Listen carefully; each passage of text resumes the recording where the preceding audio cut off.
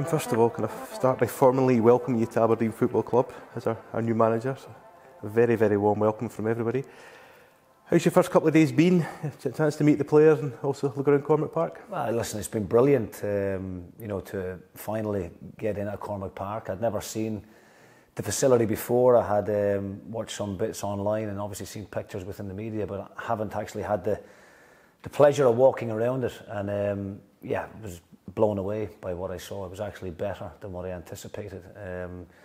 Obviously, the club have made a huge investment in the development, and hopefully we'll see huge success coming off the back of it. As you imagine, the first couple of days have been quite hectic, trying to get to know everybody, and as many meetings as possible with all the backroom staff and all the admin staff up at Cormac Park, but also here at the stadium. I was keen to come down here today to not only speak to yourself, but also just to get an opportunity to introduce myself to the wider staff here, because it's a huge club. There's no doubt about that. You really do get a feeling for the size of the club when you're here, when you see the actual resources that are available. So I'm delighted to be here, and looking forward to the weeks and months and years ahead. Well, delighted to have you here. Just on the playing squad, I mean, playing in Scotland, playing teams 3-4 times a year, sometimes 5 times a season, you must have a fairly good grasp of the squad and the players that you've got there. Yeah, I do. I mean, obviously, we've played against each other a number of times this season already when I was manager at St Mirren. I know 2 or 3 of the current squad personally as well. So that always makes life a bit easier. There's no doubt about it. But I did say to the squad in one of our first meetings, there's no transfer window around the corner. There's nothing going to be happening between now and the summer. It's very much the group of staff and the group of players that we have here available at our disposal right now that we're going to go and try and finish the season strongly with. And there's obviously, as always, when a new manager comes in, it can be very often a clean slate for some of the players that were here. Some managers would have came in with the previous regime and would be disappointed to see him go. Other players maybe didn't get as much of an opportunity maybe as what they would have liked. So, we've told the players it's a clean slate for everybody. We will pick teams based on training, based on effort and commitment, and that's the way we go about things. What's the sort of aims between now and the end of the season, Jim? Because the league table is so tight, isn't it? I mean, I can't remember a table as tight as it is. I mean, I suppose first aim is really just to try and get into the top 6, is it? And then see where we go from there. Well, absolutely, yeah. I mean, there's not a great deal between ourselves and 4th position. We need to get winning games. It's as simple as that. We need to get points on the board. But I said that after the game on Saturday. I haven't inherited a terrible squad of players. I haven't inherited a team that is languishing at the bottom of the table. We're actually in an okay position from a new manager's point of view. We're still within touching distance of where we want to be in terms of those European places, and that's the drive and that's the ambition for the players and the backroom team between now and the end of the season. Without giving too much away, what are you doing at training?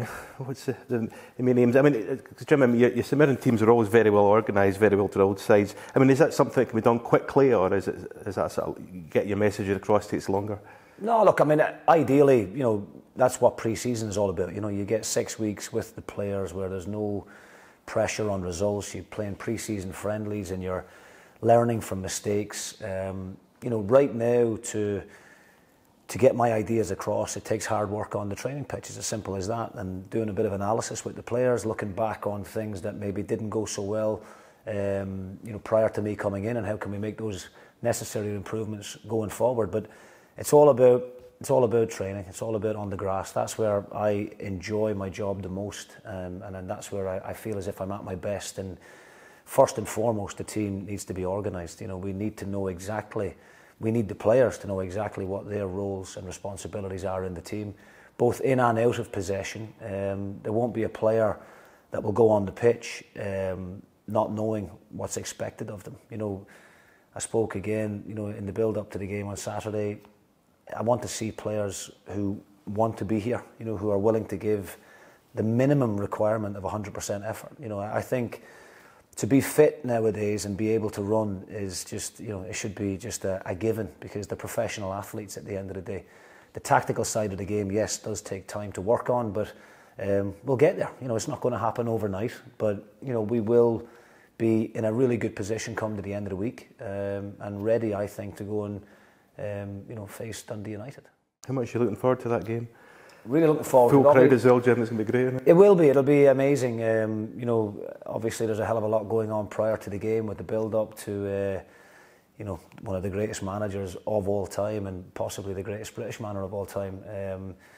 I had the pleasure of meeting him once, about 18 months ago, when he was opening the new training facility at Harmony Row in Glasgow. And, I'm hoping that on Friday, with the occasion that's happening here, I'll be able to get up after training and maybe pick his brain for a couple of minutes, albeit I'm pretty sure he'll be very, very busy with everything else that's going on. But in terms of Saturday match day, the most enjoyable day of the week, to be here with a full house, it's really important that myself and the players give the fans something to cheer about, and hopefully that will be the case.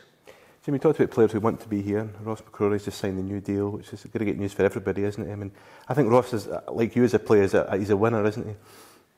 Listen, if you could have another 6 or 7 Ross McCrorys in your team, you'd be a very, very good team. He's everything that I want in an Aberdeen player. His attitude, the personality, the respect for people he has around the training pitch. But just for me, the way he goes about his business, having only watched him in 2 training sessions, but obviously played against him enough to know exactly what type of player and type of character he is. He's been a breath of fresh air since I came in, and he's future captain material is what I would say. He leads by example. He's a great professional.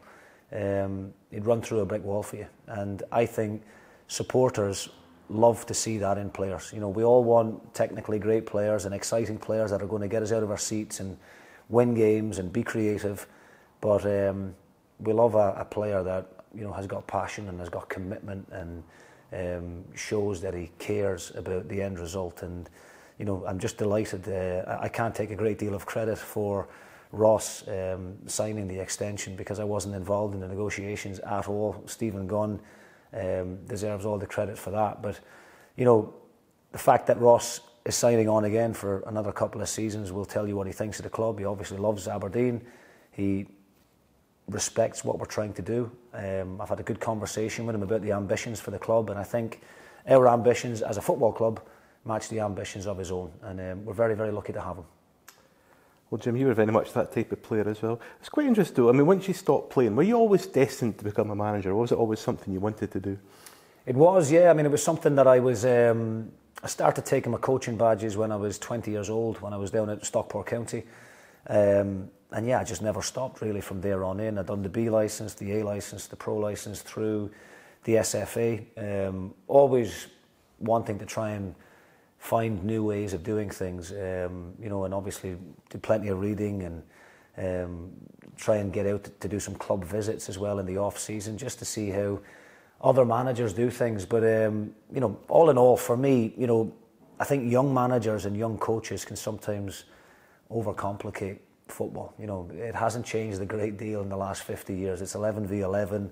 The team that is generally the fitter and the more organised will do well, and then if you can add quality players in amongst it, then you'll win more games than you'll lose. And it's very simple, and that's what I try and give to the players. I don't overcomplicate things.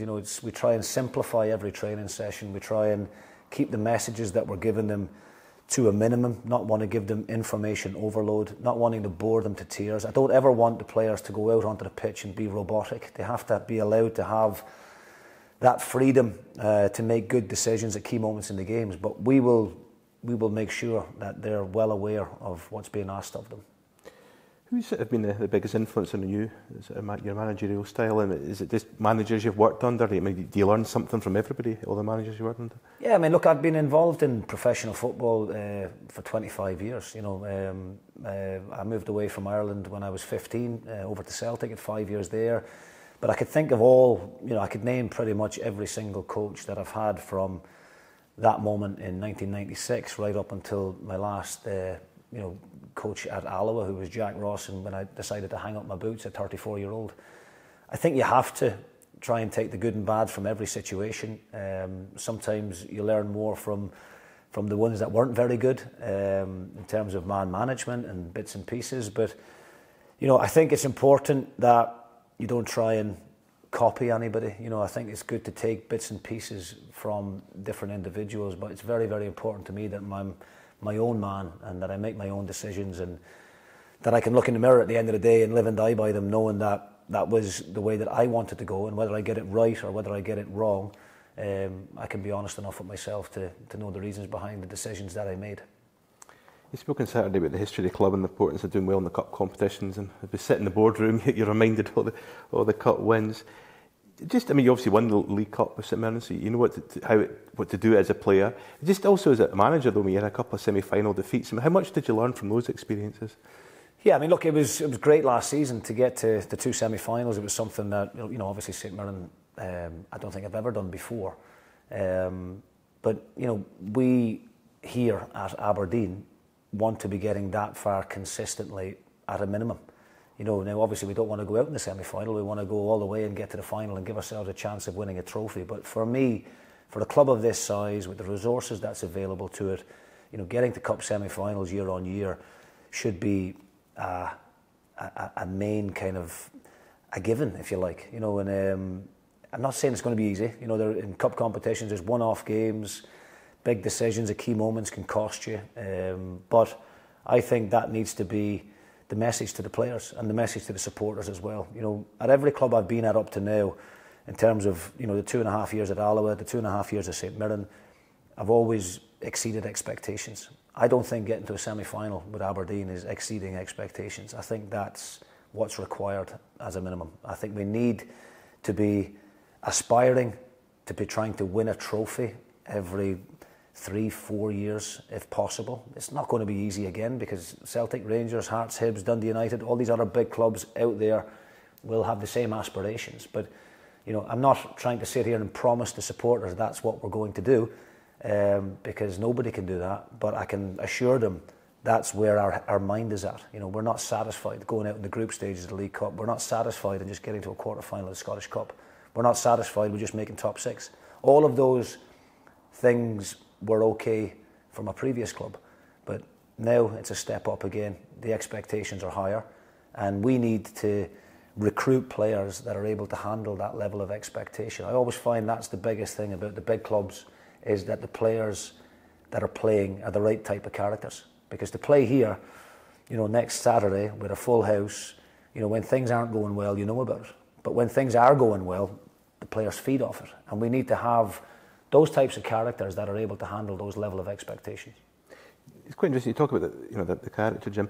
I mean, you were a winner as a player, and you talked about taking that into your managerial career as well. I'm always interested, though. I mean, are players born winners, you think, or I mean, as a coach, is it something you can work on? I mean, can you work on the players' mindsets to make them stronger? It's a really good question. I mean, obviously, psychologically, there's a lot that you can try and give a player, and, you know, man management is a big part of that. Trying to give them confidence is a big part of that. But, you know, in terms of desire and commitment and having a passion for the game, I think that's in you, you know, and that's why when I'm doing my recruitment process, it's not just a case of, you know, seeing a player on a Saturday thinking, oh, they're a good player, let's bring him in. You know, I really do go into great depth in terms of background checks and references, and, you know, going back years to talk to people that have worked with these players in the past, because, you know, to play for a club like this, you need to be a certain type of character. And we talk about Ross McCrory. You know, Ross McCrory is that type of character, that leader. You know, when the chips are down, he's going to roll his sleeves up and he's going to keep going and stick in and never give up. And that's always the message that I give to the players, whether we're doing a 5-a-side game at the training ground or whether we're here. You know, regardless of the result, we never, ever throw in the till. We keep going right till the last minute, showing the supporters that we have got the same kind of passion and level of commitment that they have got. You know, I made a career out of being fit. It was as simple as that. And that's what I say to all the young players coming through. To be fit is the easiest thing in the world. You know, live well, eat well, sleep well. That's easy. Having the actual technical ability and the creativity and the skill to go with that is really, really hard to get. And it frustrates me, the amount of good players I see not making it because they don't have the level of professionalism required. So going forward, going into the next window, I will not be signing anybody who is first and foremost not athletic, not professional. And then we can talk about the football side of things thereafter. Does that recruitment work start now, Jim? Or do you need to maybe assess the squad in more detail? No, I've assessed the squad. I know where we're at. As I said to you, there's no window coming up that we can move players on and bring half a dozen players in. It is what it is. I think we've got a good enough team right now available to us to get the necessary points on the board to make sure that we get in top 6 come the split. Thereafter, we can start thinking about trying to catch 5th and trying to catch 4th. But I've already had conversations in length with Stephen Gunn. At Cormac Park, we were there till very late on last night. And I've given him the type of profile of player that I'm looking for. And we'll sit down and go through the database. The head of recruitment is coming in for a meeting on Thursday afternoon. I want to sit down and look at the types of player that he's been identifying and make sure that those types of players suit the way that I want the team to play going forward. But yeah, first and foremost, they'll be athletic, they'll be able to run, they'll be professional, they'll be good characters, strong characters. And if we can add the bit of ability into that, then we give ourselves a great chance of being successful next season. Jim, tell us a wee bit about your assistant, Lee Sharp, that's come with you as well. Yeah, I mean, Lee obviously played at a decent level throughout his playing career. I didn't have a real personal relationship with Lee prior to going to Alloa. My brother-in-law was a teammate of his at Clyde when they played together, always spoke highly of him. And when I took the job at Alloa, it was very kind of an overnight kind of thing, if you like, where Jack Ross went to St Mirren. Mike Mulroney offered me the position. And there was good staff in place, and Lee Sharp was there, Paddy Connolly was there as my assistant manager. I didn't need to bring in my own people because I felt the people that were there were good enough to help us be successful, and that was the case. So we worked really well together for 2.5 years. He's just as ambitious as I am. He's not afraid to voice an opinion, and I trust him, and I think that's a key word for me. And even when I'm not just with my own backroom team and my staff, but also with the players, I need people that are loyal, I need people that I can trust and, that I can rely on, basically. And, Lee is all of that. We'll look forward to speaking to him. Does he do interviews, does he? Yeah, he's very well spoken. Yeah, I mean, he doesn't do them very often, but I would love for Lee to do more interviews because I do get fed up with the same questions from the media from time to time, but on a match day, it'll be me that'll be out in front of the camera. Win, lose or draw, I think the manager should be the one that are asking those difficult questions at times.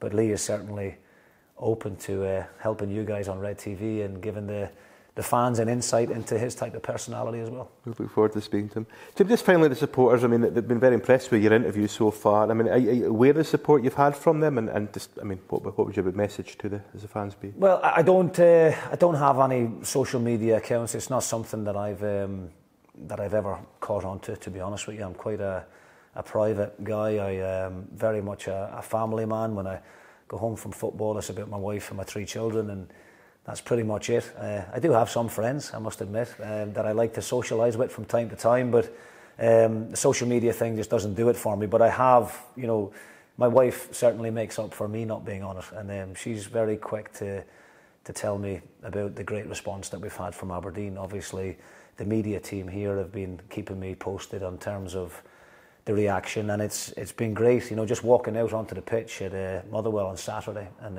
having that level of travel of support where it's not just down the road, it's 2.5, 3 hours on a bus for them to travel in the numbers that they travel in. To give me that kind of ovation was really, really, I was really grateful to them for doing that, but also it just gave me a sense of where I'm at here, the type of club I'm at.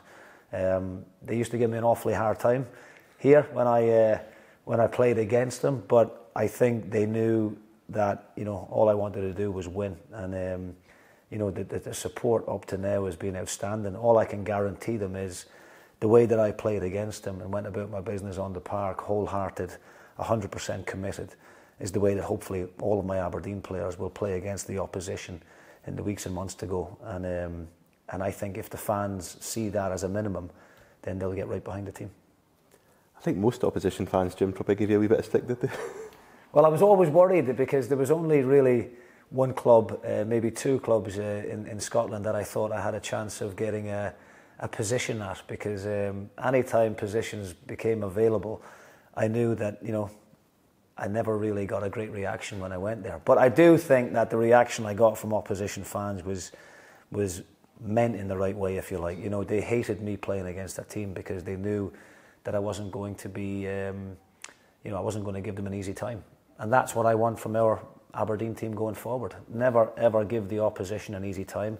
Discipline is a big thing for me, by the way. People think that, you know, I feed my players red meat and wind them up to go and attack the opposition. That's not the case. I think if you actually look at my St Mirren team this year, the St Mirren team has got the best discipline record in the Premier League, the least amount of yellow cards, the least amount of red cards. So there's controlled aggression, which is something that I wasn't very good at as a player at times. But I think we need to have aggression. We need to have a commitment. You know, it is a contact sport at the end of the day, and I don't ever want any team coming to Pittodrie, or we're going to their stadium, coming off the park thinking that they had an easy game today. You know, anytime anybody comes here, they'll know they've been in a battle, that's for sure. Well, to be fair, Jim, I think you're a better player than you give yourself credit for. I think we've certainly all wanted you in the team. It's great to have you here as manager. I enjoyed the chat, and we just wish you all the very, very best. Thank you very much. Thank you. Wow.